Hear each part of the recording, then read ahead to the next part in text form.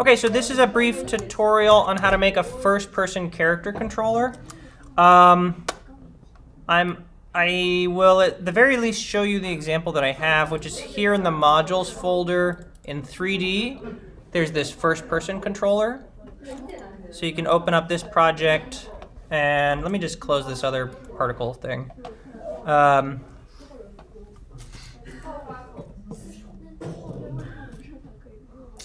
So this is just a very simple scene, right? It's a 3D scene with a character and a camera. And when you run the scene, it's like this, and then you can click in it, and it'll make the mouse disappear, and you can kind of walk around. And you can use the mouse to sort of rotate around. So the way this works is not too complicated. It's just a character body with a collision shape and a mesh. And then here's the script. So you could just take this script, but the way this particular script works is this is just based off of the template. So it's using this sort of input direction to move the character around. I don't think I changed anything here. And then I added this input function. And I added this part, if event is input mouse button, then you change the mouse mode to captured.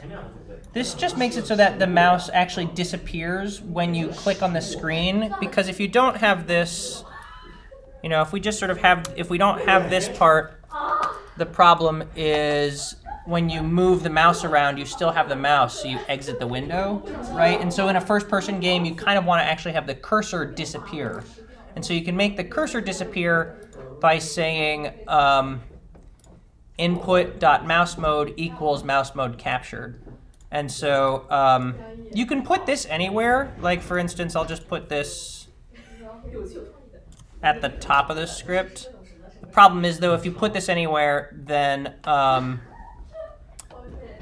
it's going to get captured automatically, and it's going to be hard to get your mouse back. So func ready, right? So if you just had this in the ready function, this basically is going to make it so that the mouse cursor disappears, right? So I click play, and my mouse cursor is gone, but now I don't have a mouse cursor, so I can't stop the game, right? So it's kind of, so it's a nice pattern to instead make it so that like if you click or press a button or something, that's what makes the mouse disappear.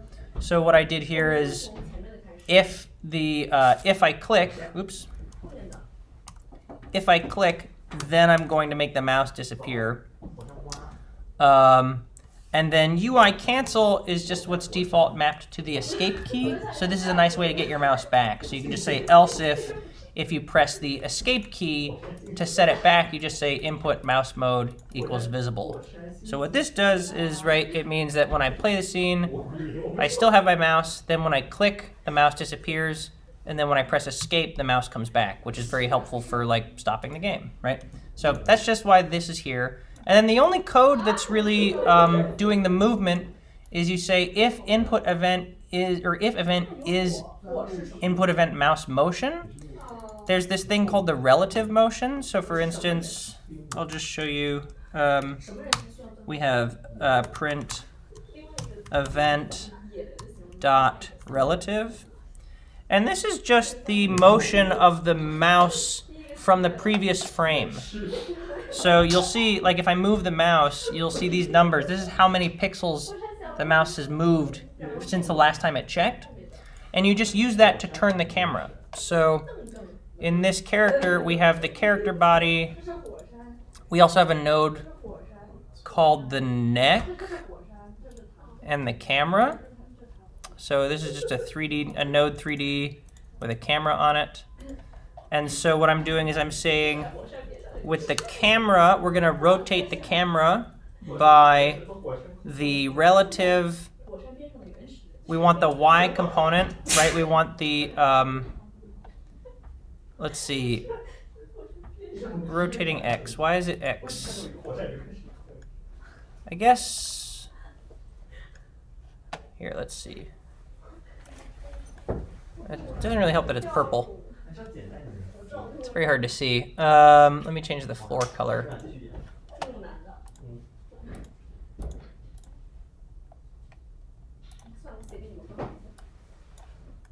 can kind of see the camera, right? So that's the camera, when you rotate the camera on the x-axis like this, this is the x-axis, so it's kind of like it's looking up or down. Does that make sense? So what you can do is you say, let's rotate the camera on the x-axis by the relative y motion. So for instance, if we just did this, if we said rotate x by event.relative y, this would get us kind of part of the way there. But you'll see that it's like moving a lot, right? That's because this is in radians, not degrees. So basically you just need to make the number a lot smaller. So you multiply it by a small little decimal point to shrink the number down. And then this is pretty good, but now this is kind of the opposite, right? When I move my mouse down, I look up, and I move my mouse up, I look down. So I just flipped that so that it's the opposite, right? So that's why you put this little negative sign here. And then now this is kind of nice and even. So that's good for the up and down looking. There's a little bit of a problem, which is that you can look all the way up and over. You can like do loop-de-loops, which is not really what you want, right? So you stop that by using a clamp function. This is what this line does down here.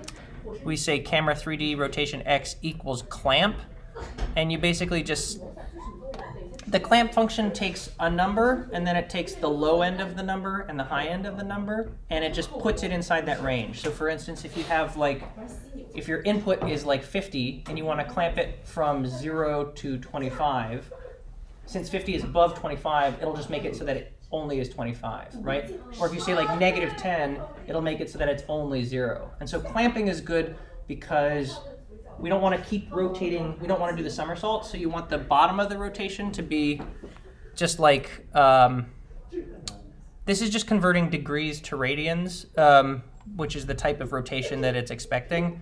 So this is just -30 degrees, which is just kind of like down at the ground. And then this is positive 60 degrees, which is just kind of like up here.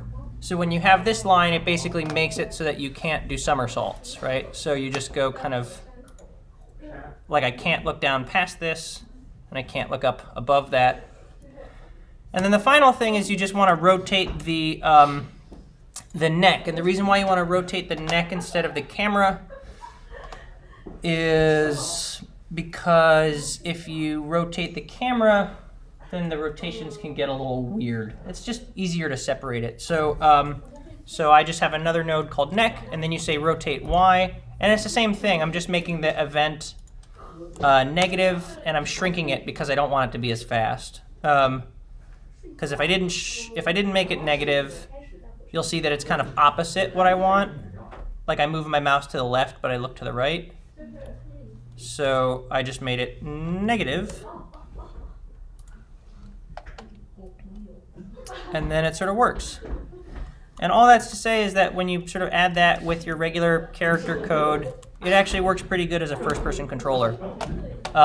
So you can just take this script. You could copy and paste it, or you can try and implement it yourself. But this is kind of a simple way to do it. And you can find that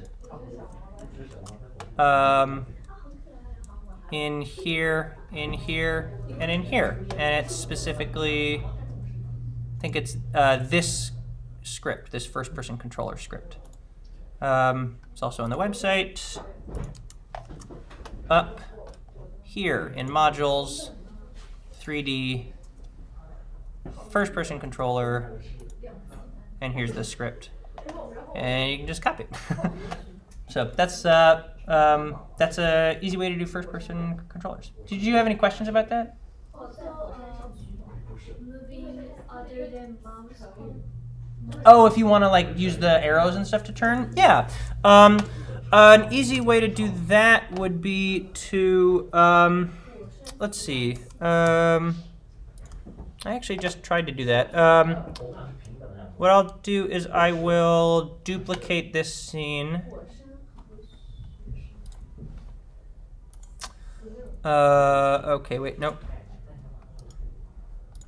I'll call this arrow rotations. So here I am in this duplicated scene. I'm going to duplicate the script too and call this first person arrow controller.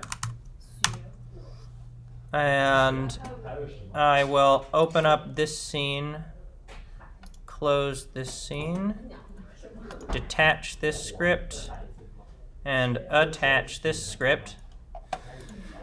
And then I guess what I would do in this case is, these are the sort of lines that we want to keep, right? This is what's important to us. And I'll just copy those and I'll comment out this. And we want to figure out basically, we want to move these when we press buttons, right? So maybe like if event dot is action pressed UI right, because I want to do the right arrow keys.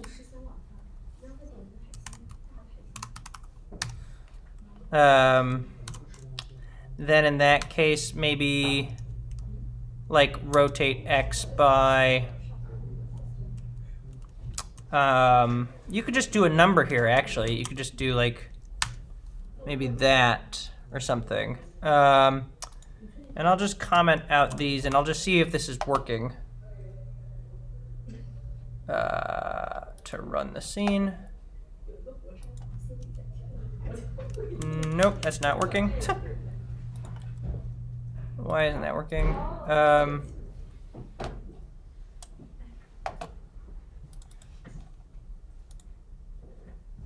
Oh, because I edited the wrong script. That's a problem. Oops. Let's just do.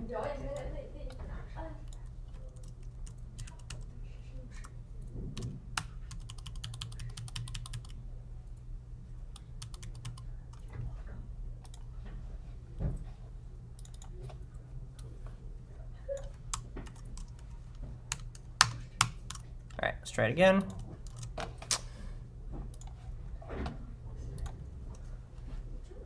That kind of works, except that it's going right up and down, and it's not holding, so I want to change it slightly. Is action. Yeah, and this is the input event, so maybe you want to move this into the process function. So what I'd actually try and do is maybe inside the process function, say like,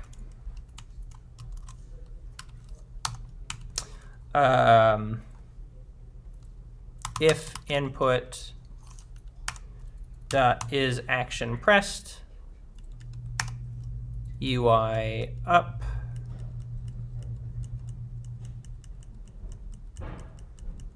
I should have just typed the word up. UI underscore up.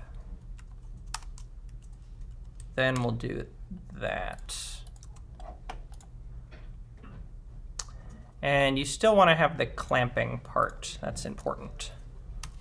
Just copy that and paste that and comment out this whole function and run the scene. Yeah, that's kind of doing it. So I'd basically do this. I would take these and go like that, but then say down and make this negative. And then I would do a left and a right.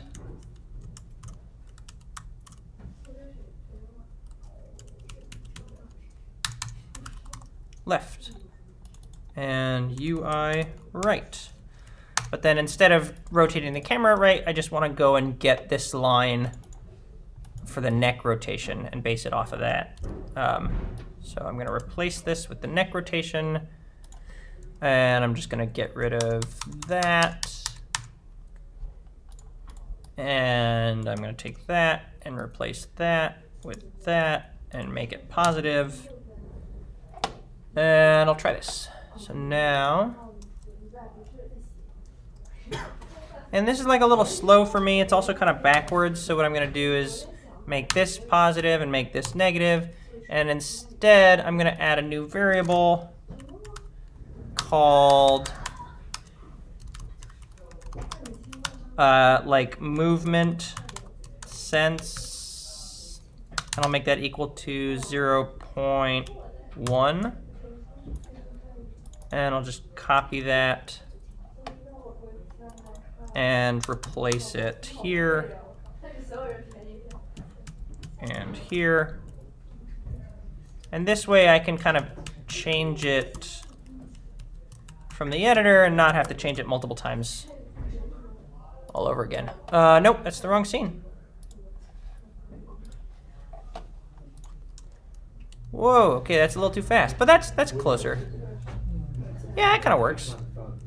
That's a very interesting way of navigating a game with the sort of arrow keys and the WASD keys. So you could totally do that. Cool?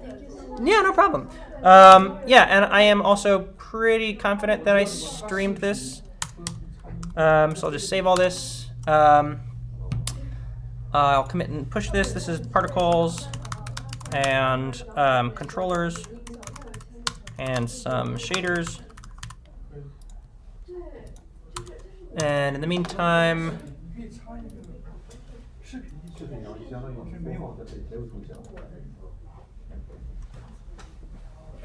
just checking to see if this is actually streamed. Yes, it's me.